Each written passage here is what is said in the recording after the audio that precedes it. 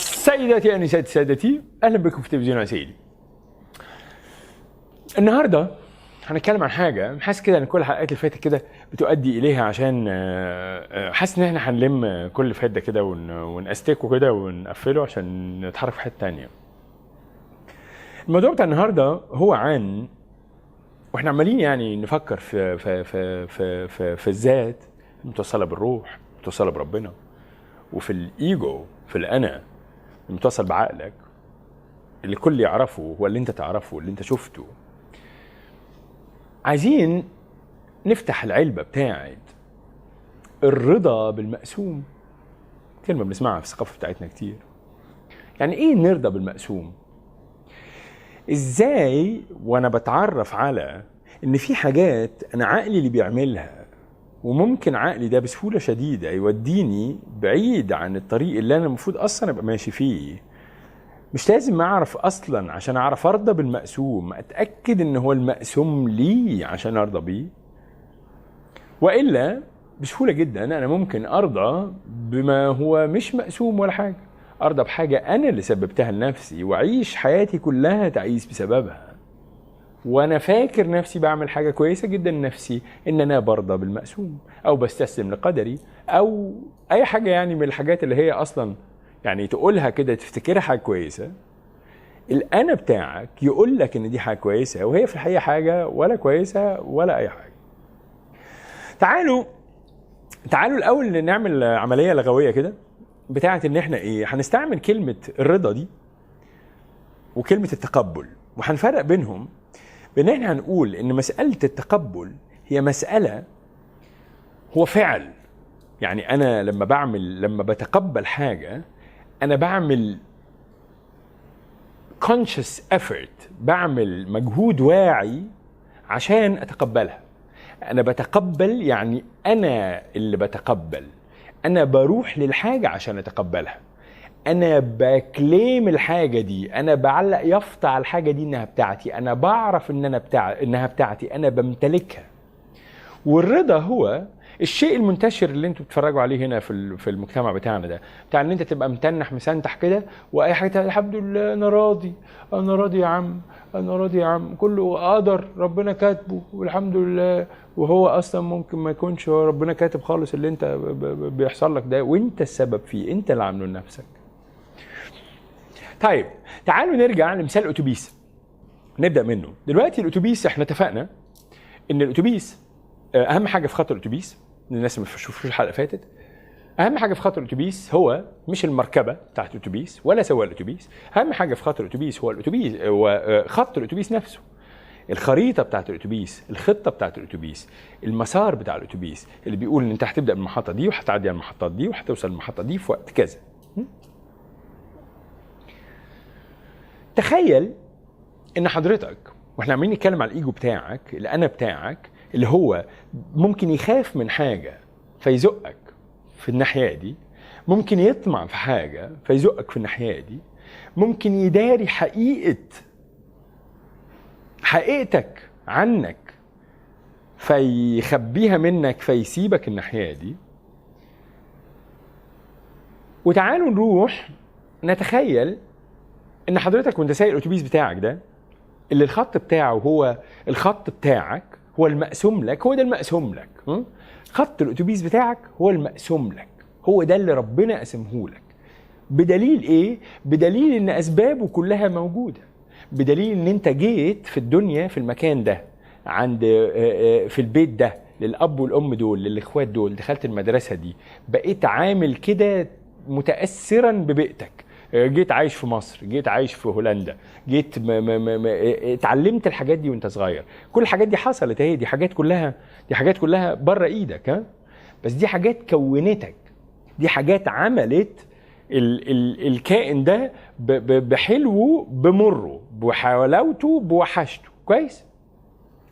لكن انت بالرغم من كل اللي حصل لك غصب عنك ده، انت كائن حر، انت كائن صاحب اراده. احنا ده السر بتاع البني ادم، احنا البني ادم صاحب حريه الاختيار، احنا الكائن صاحب حريه الاختيار.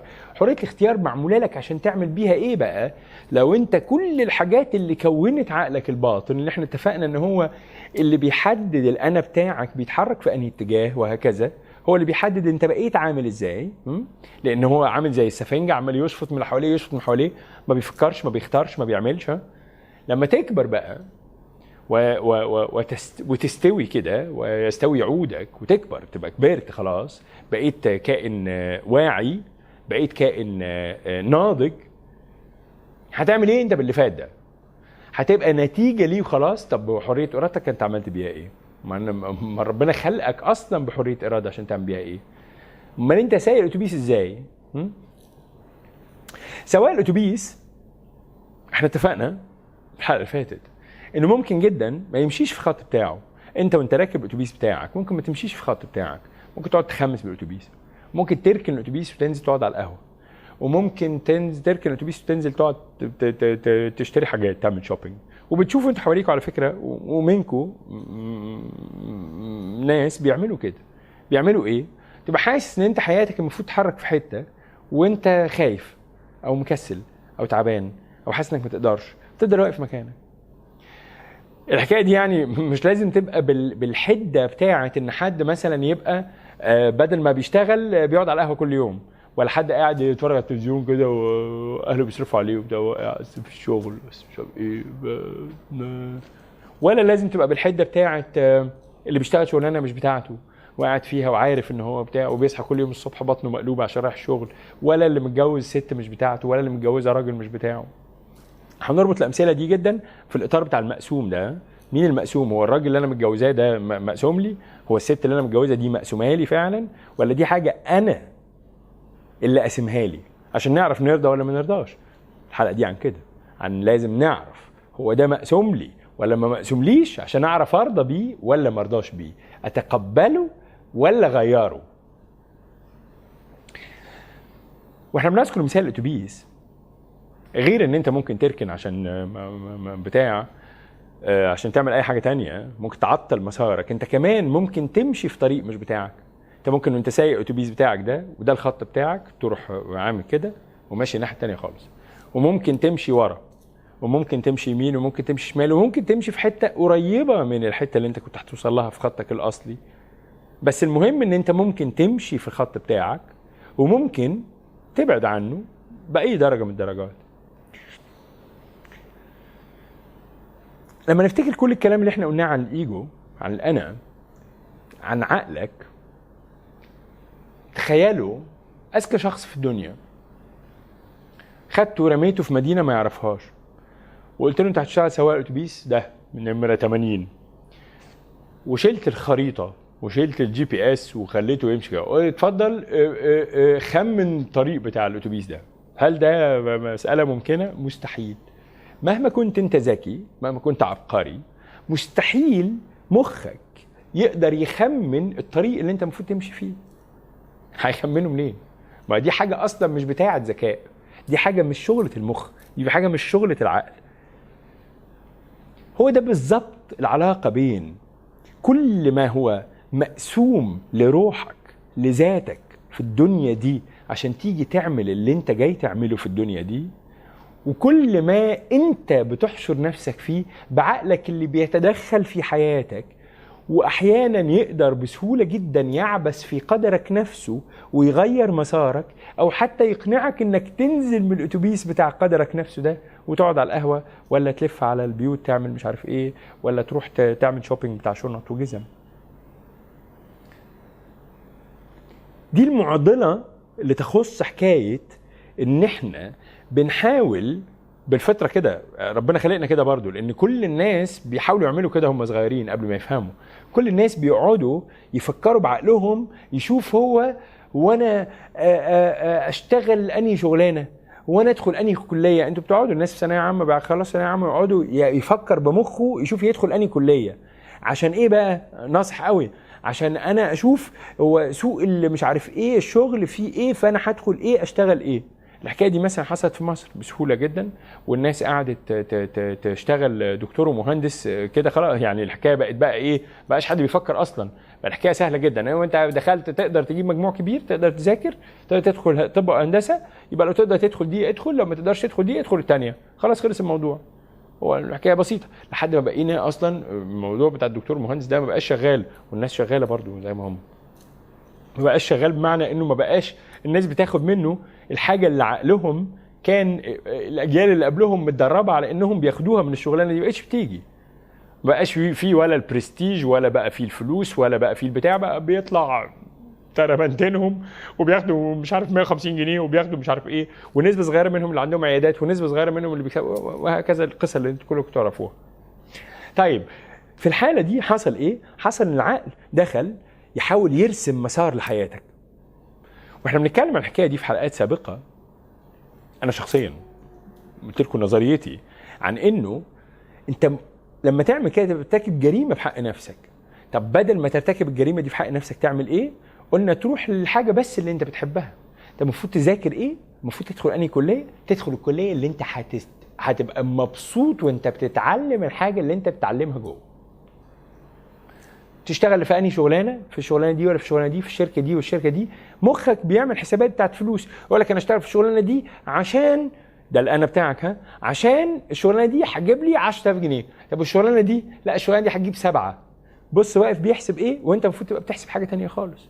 تبقى بتحسب حاجه ثانيه خالص بتاعت ايه؟ بتاعت ان انهي شغلانه في دول اللي انا هبقى مرتاح فيها. ليه انت عايز تبقى مرتاح؟ اولا واهم من كل حاجه، عشان لما انت تبقى مرتاح هتعرف انك في خط الاتوبيس بتاعك. دي قناعه شخصيه. مش ممكن، مستحيل تبقى مرتاح وانت مش في الخط بتاعك، علما بانه كل خطوط الاتوبيسات من كل حته في مصر والدنيا بيؤدوا كلهم لمكان واحد، الله رب العالمين اللي كل الناس رايحين له. يعني ايه؟ يعني الشغلانه دي ممكن يعني انا ابقى جاي اشتغل في بنك، فاشتغل في البنك الاسلامي مش في البنك الخواجه؟ لا يا حبيبي، مش هو ده الموضوع. لان انت ممكن يكون طريقك لله ده هيعدي بان انت تشتغل في شركه بتعمل خمره عادي، مش هو ده الموضوع خالص. المهم ان مسار حياتك كله يبقى واخدك ناحيه انك بتعرف قدرك المرسوم لك من الله عشان تمشي فيه، عشان توصل له في الاخر. ربنا مش هياخدك في حته ويرميك في الصحراء. لو ربنا رسم لك طريق يبقى ربنا اكيد هياخدك عنده. ربنا مش عايز يرمينا في الصحراء، ربنا مش عايز يبعدنا عنه، ربنا مش عايز يودينا في حته نبقى تعسى فيها. ربنا عايز يوديك في حته بتاعتك عشان تعرف نفسك، عشان تبص على ذاتك، عشان تتخلص من الأنا بتاعك، تتخلص من تأثيره على حياتك، عشان تبص في روحك، عشان تمشي وراه، عشان تروح له. فطول ما انت في طريقك تبقى انت في الطريق لربنا واحد، وتبقى انت مرتاح 2، والعكس شغال برضه. طول ما انت مش مرتاح تبقى مش في طريقك. لو حضرتك متجوز الست دي وانت متنغص عليك عيشتك، يبقى انت متجوز الست الغلط.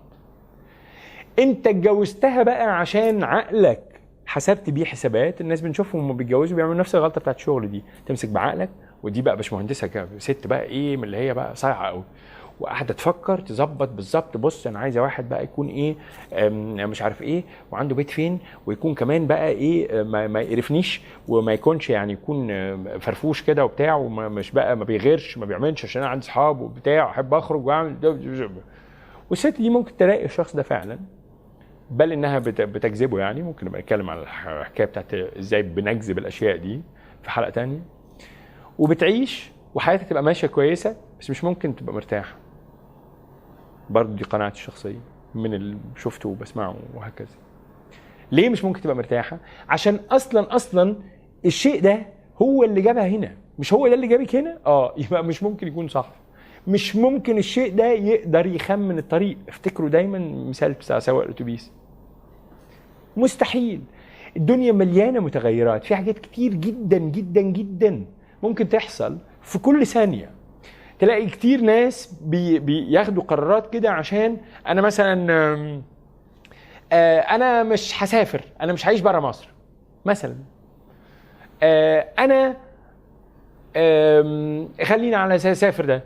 واحد بيقول انا مش هسافر، انا مش هعيش بره مصر، انا مش هسافر بعيش بره مصر، وبعدين يروح يقعد طول عمره عمال يقول كده، وبعدين فجأة يلاقي الست اللي بيحبها دي اللي قاعد يدور عليها طول حياته فجأة لقاها، والست دي عايشة بره مصر، فهو هيسافر بره مصر عشان يتجوزها. وما انت قعدت تقول الرغي اللي انت قعدت ترغيه ده كله ليه؟ وما قاعد ترسم خطة بتاعت حاجة انت مش عارفها.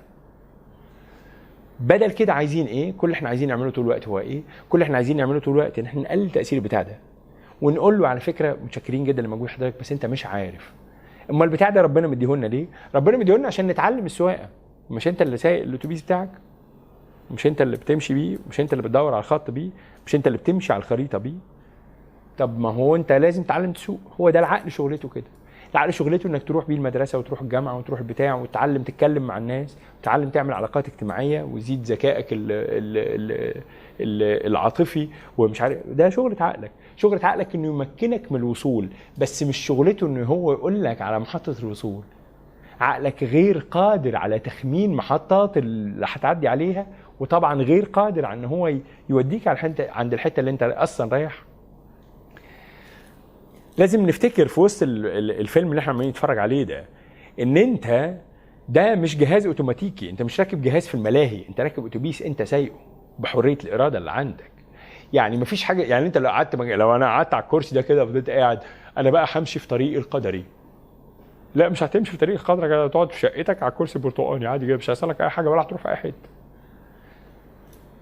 هتعرف الناس بقى هنا مختلفين عن بعض. في حد عشان يوصل بيحتاج يبذل مجهود كبير جدا، في حد عشان يوصل بيحتاج يبذل مجهود قليل، في حد عشان يوصل بيحتاج انه يقابل ناس كتير جدا، في حد عشان يوصل بيحتاج يقابل ناس قليلين، كل واحد بقى ده موضوع بقى بتاع كل واحد، لان مساراتنا خطوط اتوبيساتنا مش عامله زي بعض. فحضرتك دايما تخليك في خط اتوبيسك انت. لما تبص طبعا على رحلات الناس وتجارب حياتهم وازاي هم بيوصلوا، ازاي هم ماشيين راكبين اتوبيسهم عامل ازاي، ماشيين في الدنيا. مفيش اي مانع انك تمشي تتفرج كده على اصحابك، تتفرج على الناس اللي حواليك، تتفرج على اخواتك، تتفرج على والراجل ده ماشي. لما تلاقي واحد مرتاح كده ومبسوط ومستقنيس كده، روح اكزامن، روح افحص الوضع ده، شوف هو سبب سعادته هو ايه، هو سعيد فعلا ولا لا. الاول السؤال الاهم هو السعاده دي جايه من هنا، هو انبساط ده بتاع انا، انبساط بتاع الانا، انبساط بتاع الايجو. الراجل ده مبسوط عشان هو عمال يعمل فلوس، الراجل ده مبسوط عشان هو اسمه بيكبر في السوق، الراجل ده مش عارف ايه، الراجل ده دايما بيتكلم عن نفسه، ولا الراجل ده مرتاح، ولا الراجل ده مستكين كده، ولا الراجل ده عارف ان هو في مكانه. مشاعر انت ممكن تقعد تفحصها في الناس برضو. ولما تلاقي حد عايز، روح دور على اسباب التعاسه، روح ساله، روح شوفه هو بيشتغل في الشغلانه اللي بيحبها ولا لا، روح شوف هو متجوز الست اللي هو مبسوط وعايش معاها ولا لا، روح شوف هو عايش في البلد اللي هو يعني افحص الحياه من حواليك. نرجع تاني مسألة التقبل والرضا اللي احنا عملنا فرق لغوي انا اخترعته بينهم دلوقتي، يعني بعيدا عن مش عايز ندخل في تفاصيل اصلا بتاعت مدلول الكلمات الحقيقي. خلينا دلوقتي كأننا بنقول اكس وواي كده، كأننا بنقول سين وصاد. التقبل هو الحاجة اللي انت بتعملها بمعنى ان انت بتبقى عارف انها بتاعتك فتتقبلها. الرضا السلبي ده فعل ايجابي، التقبل هنا فعل ايجابي، لكن الرضا فعل سلبي. الرضا ان انت تفضل قاعد كده وبعدين البيت يقع عليك فانت تقول ده قدري. لا يا حبيبي، هو انت لازم نرجع نشوف هو انت اصلا هنا في البيت ده بسبب ان انت ده مكانك ولا مش مكانك. تعال نرجع اتوبيس نشوف المثال ده. لما انت تبقى ماشي في خط الاتوبيس بتاعك، لما انت تقلل من سيطرة الأنا عليك وتسمع صوت راسك أقل، وتعرف إن راسك دي شغلتها بس إنها تساعدك توصل، مش إنها تقولك أنت المفروض تروح فين، وتمشي في الخط بتاع الأتوبيس بتاعك، أي حاجة وحشة تحصل لك بتعرف تتقبلها بمنتهى السهولة، لأنك عارف إن ده أصلا مكانك. فأنت ماشي بالأتوبيس، الجبل وقع علينا، هنموت عادي، ما نموت، إيه المشكلة ما نموت، كل أجل كتاب. بس لما تكون في حتة مش بتاعتك وتحصل مصيبة ما بتبقاش عامل كده. لما تكون بتشتغل الشغلانة مش بتاعتك وتلاقي الدنيا متأزمة والسوق بايظ، بتبقى عايز تطلع طبنجة تضربها في راسك. ليه؟ لان انت اصلا مش بتاع هنا. بس لو دي شغلانتك، يعني روح لواحد مثلا رسام، هو خلقته كده من يوم ما اتولد وهو رسام وقاعد رسام، وبعدين حصل ظرف كده، اي ثوره، موره، ازمه اقتصاديه، ما حدش اشترى منه لوحه بقاله 5 سنين، وعمره ما يندم. الله، ده بقى بيشحت، ده بيروح يشحت اكل من اصحابه، ولا هتلاقيه متضايق. او هتلاقيه متضايق. الدنيا ما بتبقاش سهله، ها؟ الدنيا عمرها ما بتقلب سهله لما انت تكون في مكانك، لا. يعني هيفضل يحصل حاجات، الجبل هيقع على الاتوبيس ساعات، وفي شجره كبيره جدا هتنزل تسد الطريق بتاع الاتوبيس، وتفضل قاعد 3 ايام مستني على الباب ما يتفتح، او تقعد شهر. هتحصل عاصفه ثلجيه، هتحصل عاصفه خمسينيه بتوع التراب الوحشين دول اللي بيجوا لنا، هتحصل حاجات وحشه، هيفرقع كاوتش الاتوبيس، اللي مش عارف ايه هيبوظ في موتور الاتوبيس، انت نفسك هتعيا وانت سايق الاتوبيس، هيجي لك دوخه وتبقى مزغل ومش عارف بتاع، ومضطر تستنى تستريح شويه.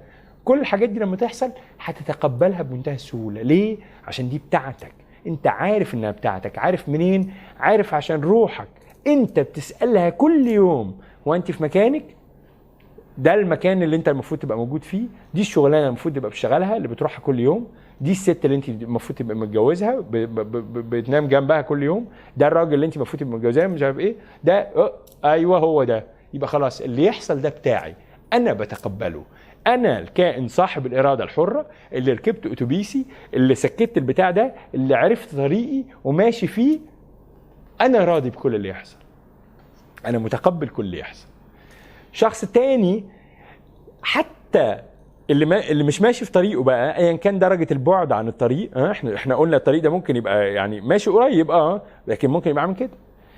ايا كانت درجه البعد، الراجل ده حسب بقى ظروف الناس المختلفه بيبذل مجهود كبير جدا كل يوم عشان يتقبل كل القرف اللي بيحصل حواليه. لان الحياه على فكره كده، ربنا ما خباش علينا.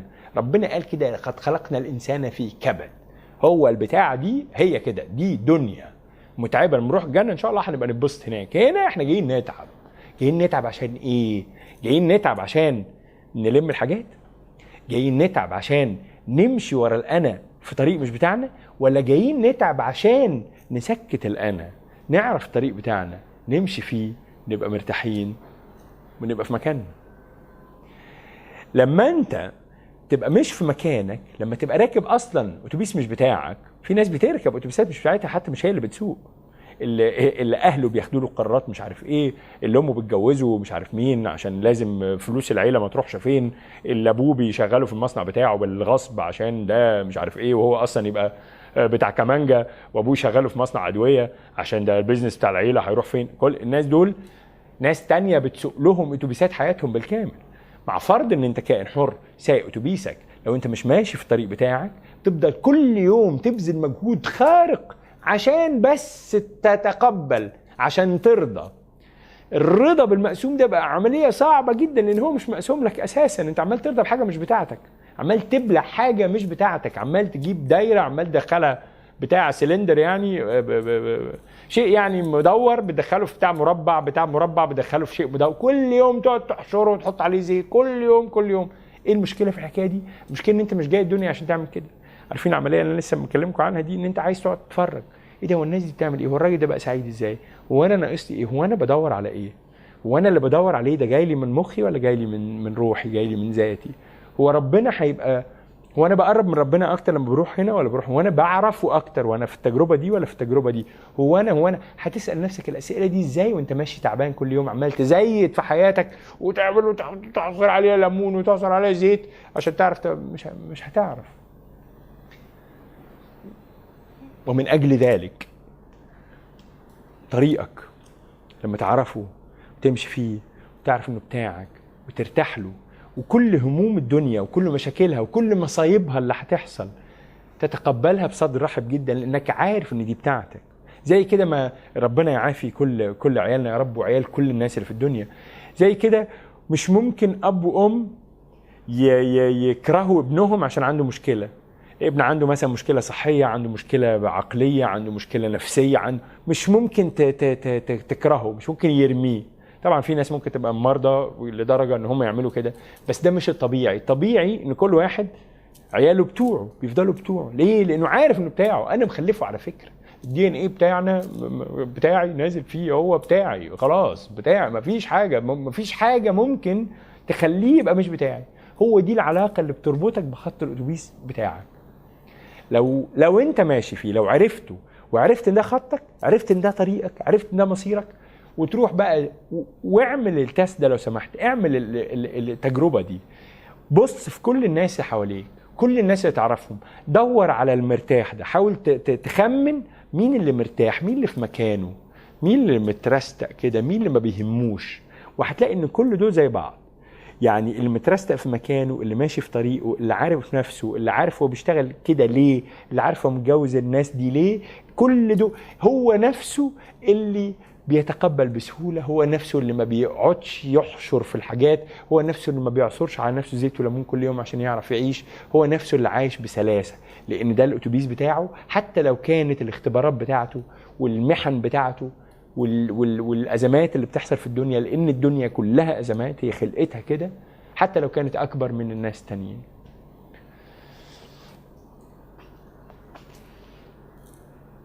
بس خلاص كفاية كده. اتمنى لكم، ادعي لكم وادعي لي ان كلنا دايما نلاقي طريقنا، دايما نلاقي مكاننا، عشان نعرف نقبل كل الوحش اللي بيحصل فيه، وعشان نعرف نفرح بكل اللي بيجي لنا فيه، عشان يبقى بتاعنا، عشان حياتنا دي تبقى بتاعتنا، عشان تبقى التجربة بتاعتنا، عشان تبقى عننا احنا، عشان احنا كائن حر صاحب الإرادة يعرف يروح لربه وهو مبتسم، لأنه عارف إنه جه من طريقه هو اللي هو كان عايزه له. أشوفكم الحلقة الجاية إن شاء الله. سلام.